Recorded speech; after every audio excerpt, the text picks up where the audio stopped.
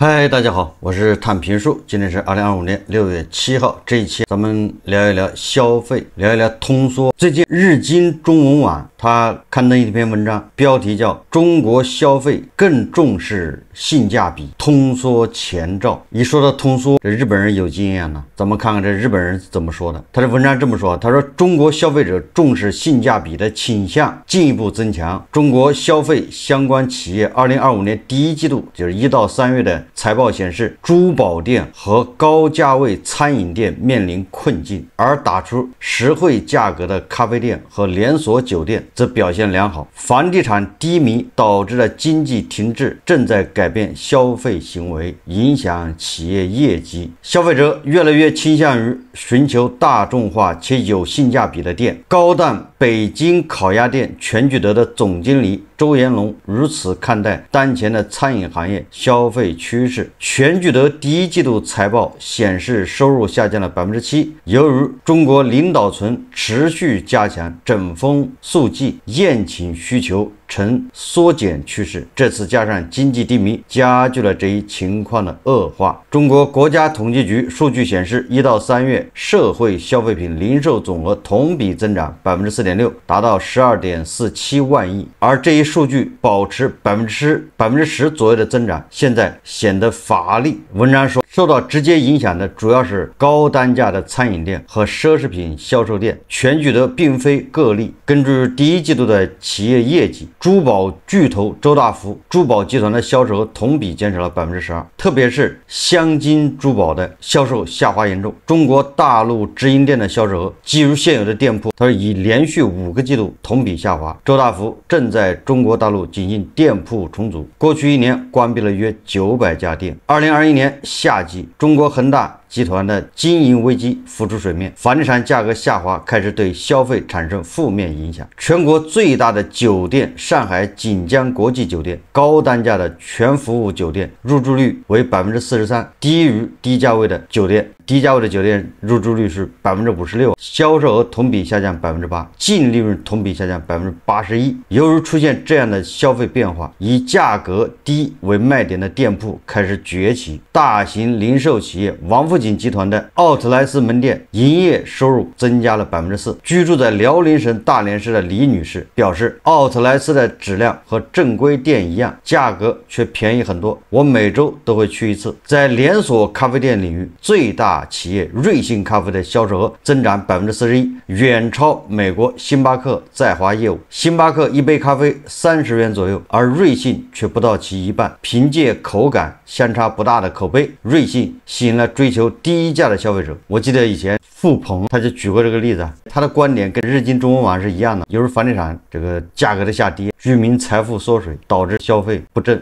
他就说咖啡，他以前一天来一杯这个星巴克，现在只能喝8块钱一杯，还要送一杯的，以此说明消费降级。日经中文网还举例子，不光是高端餐饮、珠宝、咖啡喝的，还有电影。他说电影也作为经济实惠的娱乐方式受到欢迎。中国国内最大的票务销售企业万达电影的营收增长了 23%。 浙江省一名23岁的男性称，虽然想出门旅游，但工资不涨，所以我更愿意去音响设备齐全的电影院。即便出门旅游，性价比也至关重要。主要开设中低端酒店的华住集团营收增长了 2%， 主要设施的客房入住率维持在 76%高位。2025年也将新设约2300家酒店。对于中国的领导层来说提振占国内生产总值，就是 GDP 约40%的个人消费是一项重要课题。3月的全国人民代表大会也将通过提振消费方全方位扩大内需列为2025年重点政策。作为具体措施，是2024年开始大力推行的以旧换新补贴。这一措施的效果十分显著。家电零售巨头苏宁易购集团1到3月营收增长 3%， 最终利润扭亏为盈。由于2020年至2023年该公司连续4年出现最终亏损，此次的特需推动了业绩提升，但这种消费刺激措施只是提前前透支了未来的需求。年轻一代的失业率高，少子老龄化为社会保障带来沉重负担等对未来的担忧因素交织在一起，消费并未显示出全面回暖迹象。最后，日经中文网说如果消费者追求低价的意识增强，那就有可能转向通缩经济。一些消费相关企业以经济低迷为契机，抓住了重视性价比的需求。这些企业崛起的情况与过去日本十分相似，也就是平替日本在那个所谓的消失的30年里面出来很多平替，比如说吃的有吉野家，衣服有优衣库。如果陷入过度的价格竞争，可能会成为导致中国经济整体下行的主要因素，也就是通缩。日经中文网它主要是从高端餐饮、珠宝这种消费，现在这些消费低迷，他认为是通缩。关于这个餐饮，咱们以前一直在聊，具体到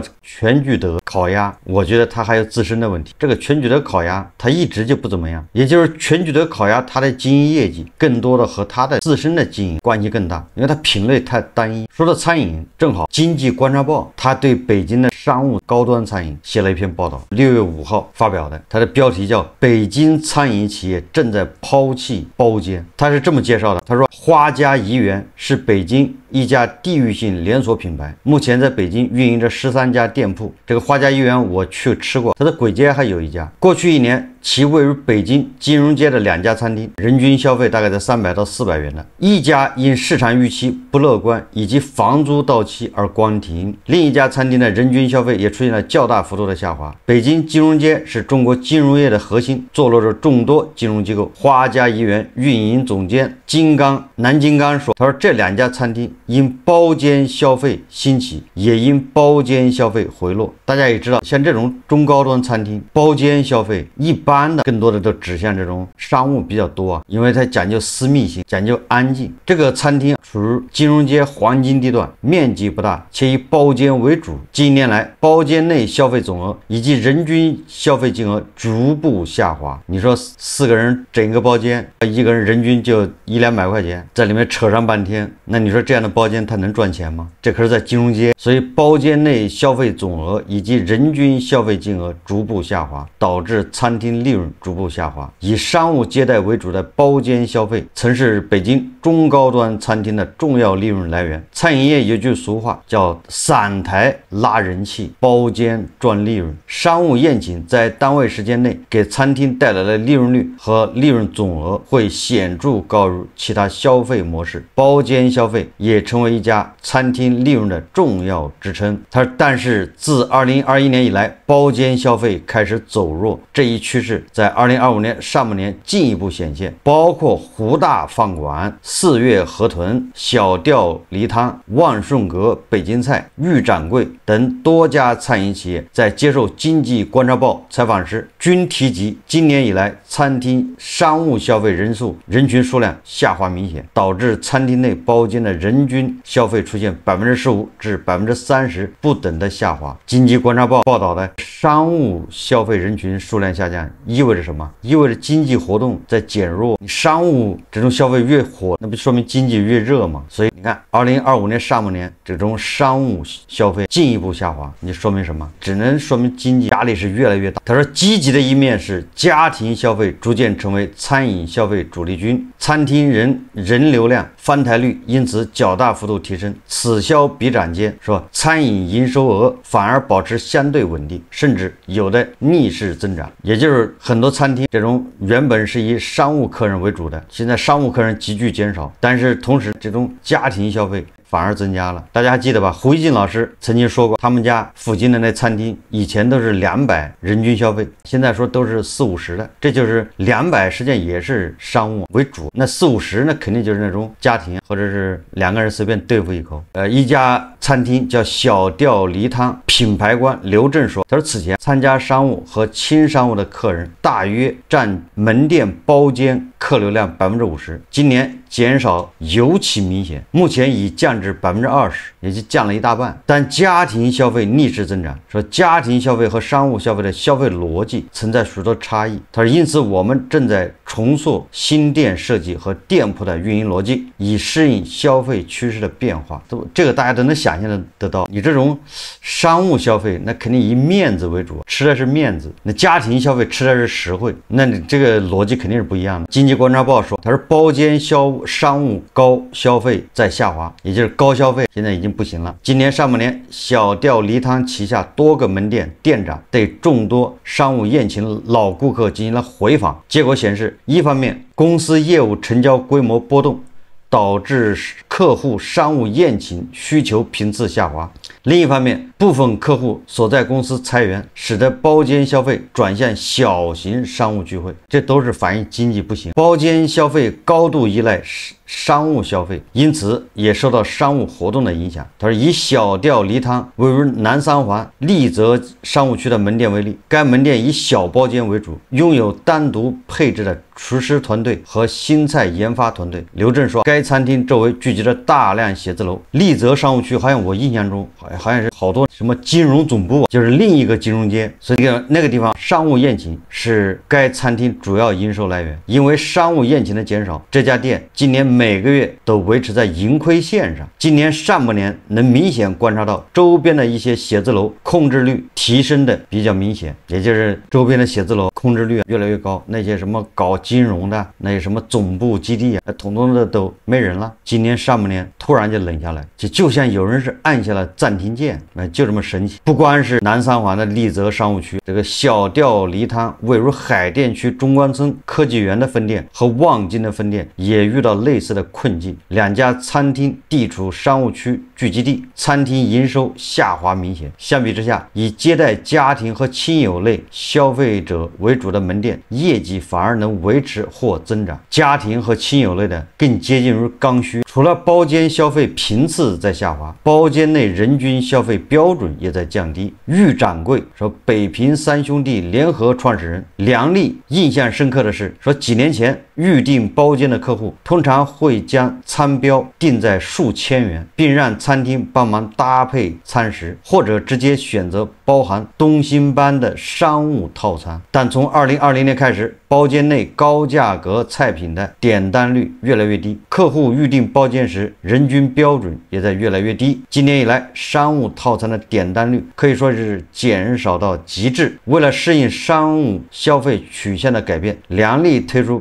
不包含东星班等高价菜品的商务套餐，转而增加了多个价格在100元以下的家常菜。梁丽说，以前即使包间内商务宴请的人数较少，为了场面好看，菜品也会摆满整个大圆桌，但现在为了维持体面，部分商务宴请甚至会挪到散台，500多元就能点满一桌子菜。北京大鸭梨餐饮集团副总经理介绍说，今年前5月大鸭梨烤鸭店内商务宴请数量相比去年同期下降了30%以上，包间内人均消费金额从130元到150元下滑至目前的100到120元。那你说这个包间人均消费才100块钱，你要是搁在通州北京的郊区那还可以勉强对付啊，你要是在王府井金融街这些地方啊，或者国贸，那只有关门。你看，在与国贸分店的老客户沟通中，客户给这个大鸭梨反馈是，今年业绩波动较大，说吃饭场景下的沟通合作数量变少，同时业绩压力层层传导，公司在商务宴请上降本增效，容许员工报销的人均餐标也大幅下降。这个大鸭梨这个国贸分店，那面对的那都是在国贸上班的这些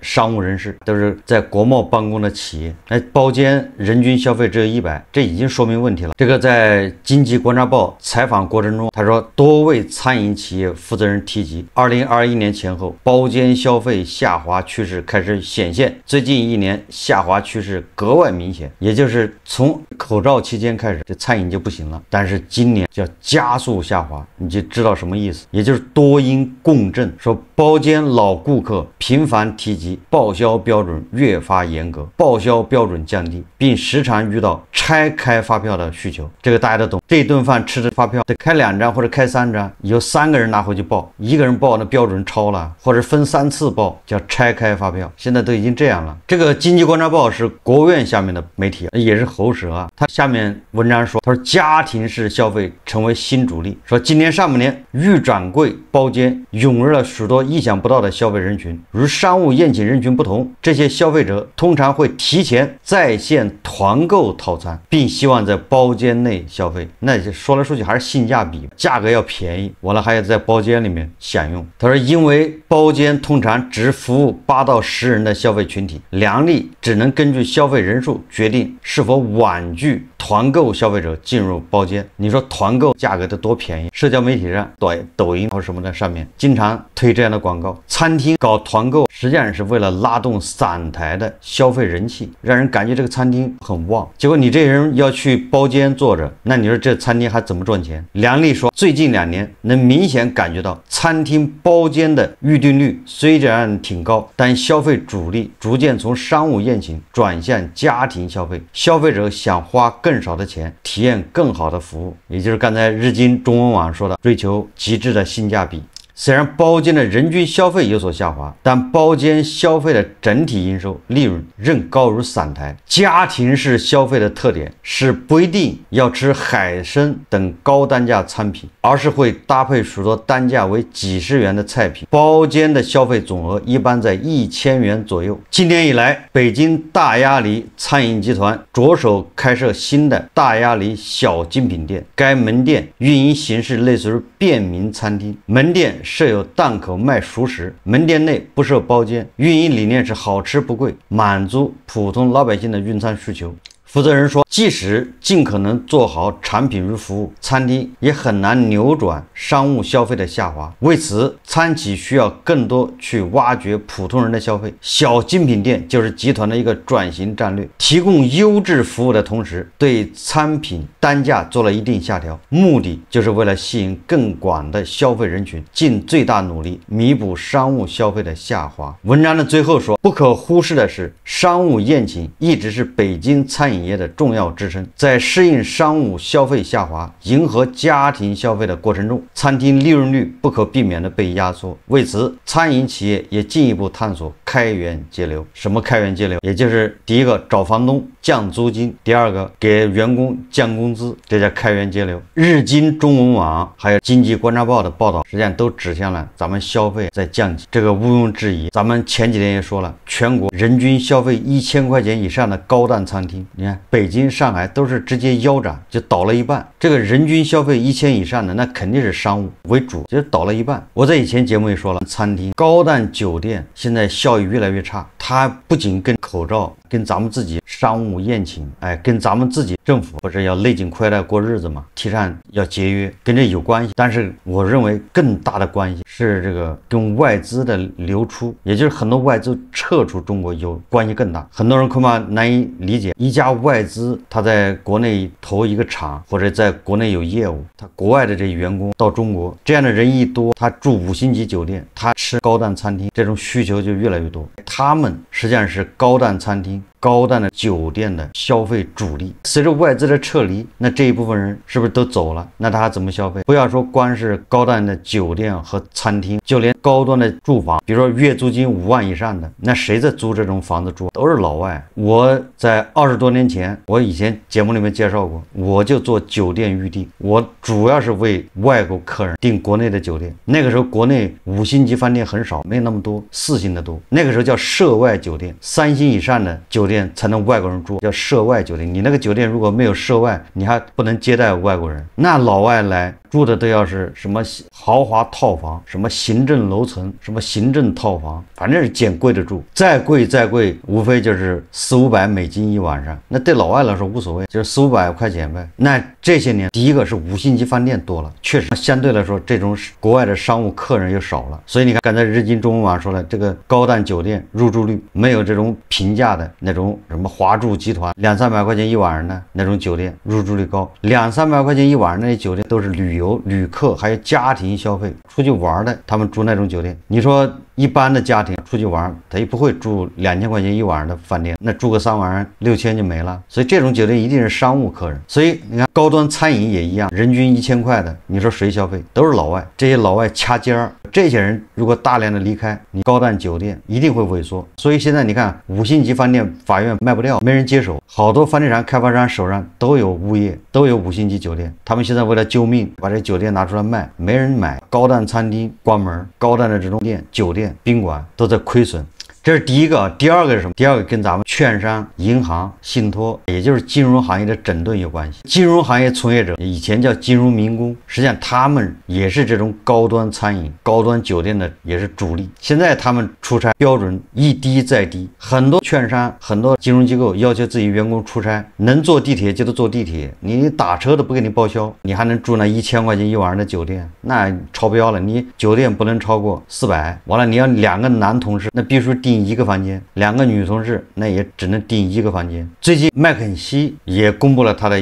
一个报告，他这个报告的结论是这么说的，他说中国消费者普遍持谨慎态度，主要是由于对未来财务状况不确定性的担忧，而在这种担忧的背后是对职业稳定性和房产贬值的日益担忧。也就是一个是职业稳定，那不就是就业吗？一个是房产贬值，就是房地产。这是麦肯锡他得到一个结论，因为大家对就业担心，对房产贬值的担心，导致大家不消费，对消费持谨慎态度。总之，通过日经中文网和经济观察报的报道，我有一种这个感觉啊，从今年上半年开始啊，实际上经济压力是加大了，而不是减轻了，给人一种在加速下滑的感觉。日经中文网他说，中国消费者更重视性价比，是通缩的前兆。但是我怎么感觉咱们已经在通缩之中了呢？怎么还叫前兆呢？每个月公布的那个 PPI、CPI 的数据，实际上已经说明咱们在通缩之中。通缩简单的说，就是钱越来越值钱。你